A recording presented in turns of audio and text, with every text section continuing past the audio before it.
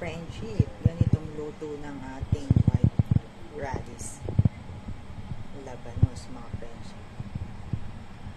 Ayan. Na-try nyo na ba? Kung hindi pa, tara, samahan nyo ako. Magluluto tayo nitong simpleng luto ng labanos, mga friendship. Magigisa tayo ng labanos. Ayan. White radish. Tawag nila dito, white carrots.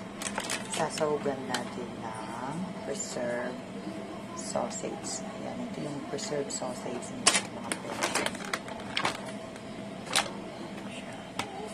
Most of the time, ginagamit nila ito